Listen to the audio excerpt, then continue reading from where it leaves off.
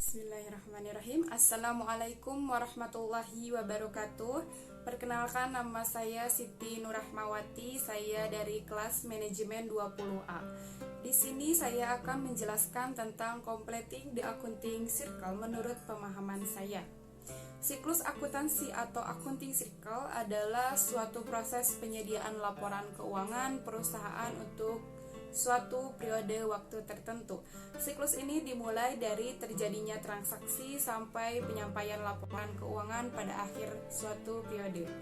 Dalam siklus akuntansi terdiri dari beberapa proses, dimulai dengan adanya transaksi, kemudian dilakukan pencatatan pada jurnal, dan selanjutnya dilakukan pada laporan keuangan. Pada tahap penyelesaian ini terdiri dari beberapa proses yang harus dilakukan.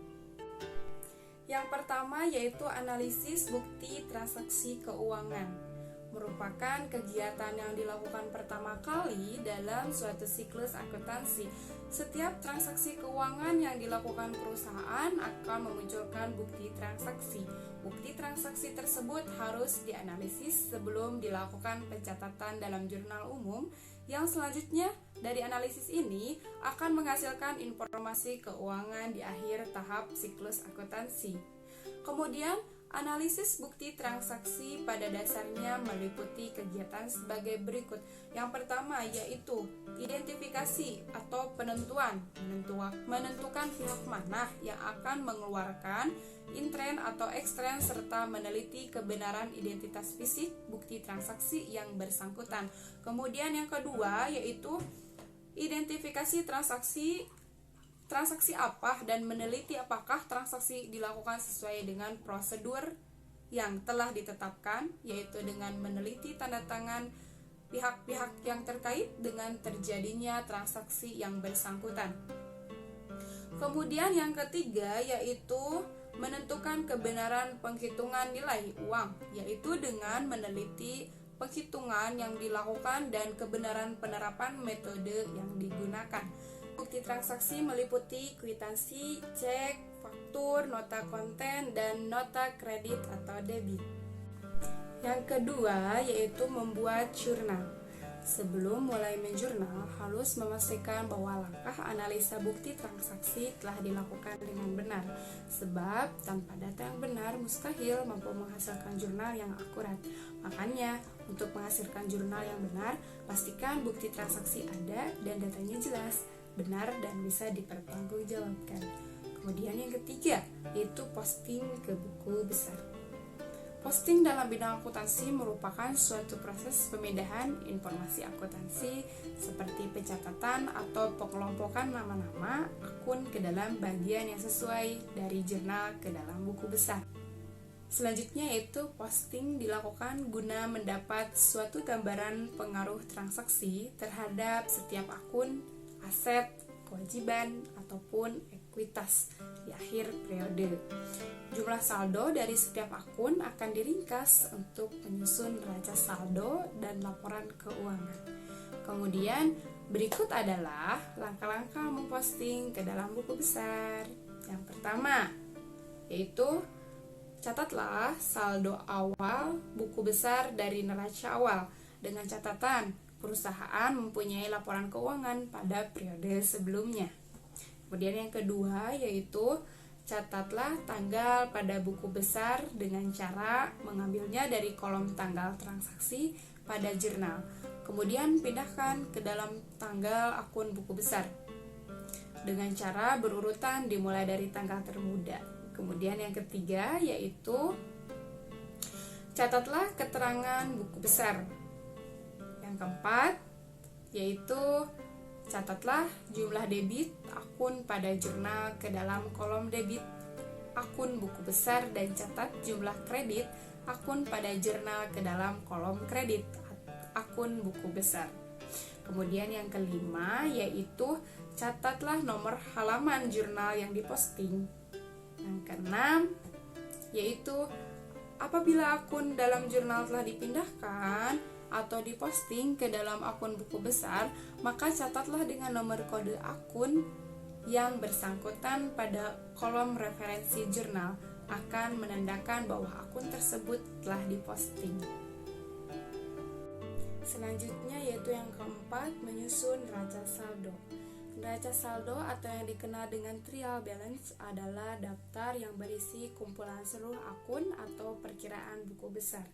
Neraca saldo bertujuan untuk mempersiapkan data transaksi dan menyajikan laporan keuangan. Selain itu, neraca saldo digunakan untuk menguji kebenaran pendebitan dan pengkreditan akun buku besar. Penyusunan neraca saldo yaitu saldo-saldo buku besar bersifat sementara dan menjadi dasar penyusunan neraca saldo. Penyusunan neraca saldo biasanya dilakukan pada akhir bulan atau akhir periode akuntansi. Penyusunan neraca saldo bergantung pada bentuk akun di buku besar. Kemudian yang kelima yaitu membukukan jurnal penyesuaian. Adalah jurnal yang dibuat dalam proses pencatatan perubahan saldo dalam akun sehingga saldo mencerminkan jumlah yang sebenarnya. Secara umum, manfaat jurnal penyesuaian yaitu menetapkan saldo catatan akun buku besar pada akhir periode, serta menghitung pendapatan dan beban selama periode tertentu. Akun yang memerlukan penyesuaian di akhir periode yaitu akun pelengkapan yang menentukan penyesuaian karena ada pemakaian. Kemudian, akun beban dibayar di muka yang memerlukan penyesuaian karena waktu telah dijalani atau jatuh tempo. Kemudian, yaitu akun aktiva tetap yang memerlukan penyesuaian karena penyusutan aktiva. Kemudian yaitu akun pendapatan memerlukan penyesuaian karena ada pendapatan yang belum diperhitungkan atau penerimaan yang belum menjadi pendapatan. Kemudian akun beban yang memerlukan penyesuaian karena ada beban yang belum diperhitungkan atau pembayaran yang belum menjadi beban. Selanjutnya, akun pendapatan diterima di muka yang memerlukan penyesuaian karena perjalanannya waktu atau diserahkannya prestasi pada pelanggan. Selanjutnya yang keenam yaitu neraca saldo setelah penyesuaian, ialah saldo-saldo buku besar yang telah disesuaikan dengan keadaan akhir tahun atau keadaan saat menyusun laporan keuangan suatu usaha. Yang telah disesuaikan adalah nilai-nilai saldo tertentu dalam neraca saldo, apa yang dinilai dan bagaimana cara penyesuaian diatur dalam kaidah akuntansi. Penyesuaian saldo-saldo pada akhir tahun atas bagian saldo rekening yang ada dalam neraca saldo akhir tahun maka dilaksanakan dengan jurnal penyesuaian. Jurnal penyesuaian disebut agar tercapai keseimbangan. Ada beberapa penyebab yang mengakibatkan ketidaksamaan, diantaranya ada transaksi yang terlewat atau belum dicatat, kemudian kesalahan perhitungan atau nilai transaksi yang dicatat terlalu besar atau terlalu kecil, kemudian ada transaksi yang tidak bisa diakui akibat penerapan sistem akrual. Selanjutnya itu untuk mengetahui neraca saldo setelah penyesuaian perlu ada hal-hal berikut. Yang pertama yaitu beban terutang atau beban yang masih harus dibayar. Kemudian pendapatan yang harus diterima. Selanjutnya penyusutan aktiva tetap, beban dibayar di muka, pendapatan dibayar di muka. Kemudian yang ketujuh yaitu menyusun laporan keuangan. Untuk menyusun laporan keuangan cukup melakukan proses jurnal transaksi dan mengelompokkannya ke dalam buku besar dari masing-masing akun kelompok seperti aktiva, pasiva, dan laba rugi yang terdiri dari penjualan dan seluruh biaya. Kemudian adapun tahapan-tahapannya yaitu yang pertama tahapan persiapan. Yang pertama yaitu menentukan kerangka waktu atau periode laporan, melakukan review akun buku besar, mengumpulkan data dan informasi yang keliru dan terlewatkan. Kemudian yang kedua yaitu mempersiapkan neraca.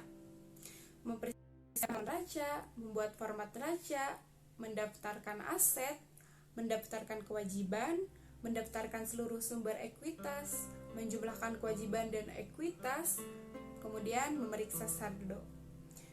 Kemudian yang keempat yaitu mempersiapkan laporan laba rugi, menyiapkan halaman laporan laba rugi, mendaftarkan sumber pendaftaran, laporan biaya barang yang dijual, mencatat biaya operasional, dan yang keempat yaitu mempersiapkan laporan arus kas. Menyiapkan halaman laporan arus kas, membuat bagian kegiatan operasi, membuat bagian kegiatan investasi, menambahkan catatan atau narasi. Dan yang kedelapan yaitu jurnal penutup.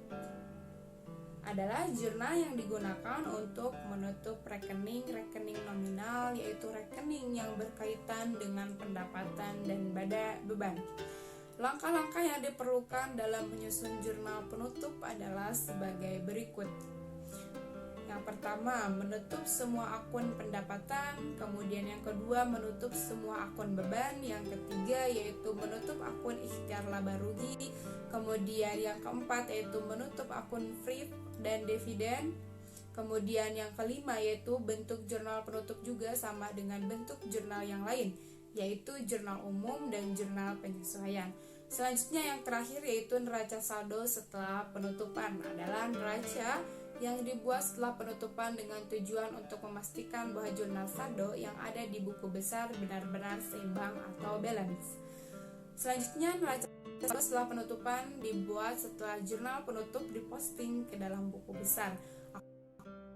Dalam neraca saldo setelah penutupan adalah akun real saja, sedangkan akun-akun yang sifatnya sementara atau akun nominal sudah ditutup bersaldo 0. Bentuk neraca saldo setelah penutupan adalah sebagai berikut. Yang pertama, nama perusahaan, kemudian judul, neraca saldo setelah penutupan, kemudian tanggal periode pembuatan. Nah, selanjutnya itu langkah membuat kolom sebanyak 4 kolom, yaitu kolom diantaranya yang pertama kolom 1 yaitu kode akun atau nomor akun, kemudian yang kedua yaitu kolom yang kedua yaitu nama akun atau keterangan akun, kemudian kolom ketiga yaitu kolom debit, dan kolom keempat yaitu kolom kredit. Baik, saya akan memberikan contoh soal tentang jurnal penyesuaian transaksi. Adapun contoh soalnya itu pada neraca saldo per 31 Desember 2020, akun sewa dibayar di muka menunjukkan Rp1.800.000 untuk sewa 1 tahun, terhitung mulai tanggal 1 Oktober 2020. Jurnal penyesuaian transaksi tersebut adalah apabila di neraca saldo dicatat sewa dibayar di muka, maka jurnal penyesuaiannya yaitu debit beban sewa dan kredit sewa dibayar di muka. Dengan perhitungan jika dibayar tiap tanggal 1 Oktober untuk 1 tahun sebesar Rp1.800.000, maka harus dihitung berapa bulan yang sudah terpakai dari Oktober, November, Desember, sama dengan 3 bulan.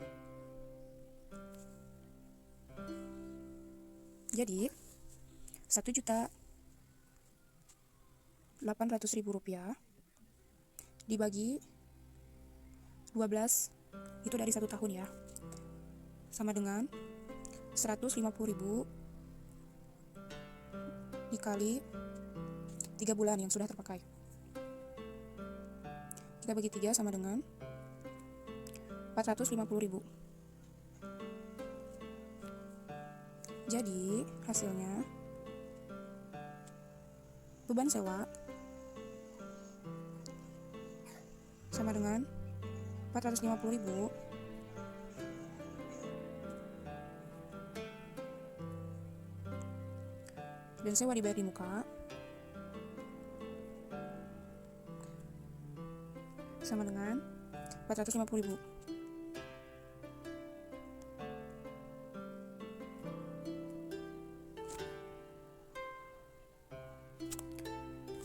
Beban sewa itu di debit ya.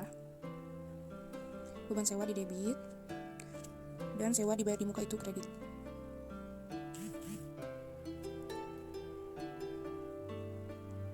Jadi hasilnya 450.000 beban sewa dan sewa dibayar di muka 450.000 di kredit. Semoga membantu. Terima kasih. Assalamualaikum warahmatullahi wabarakatuh.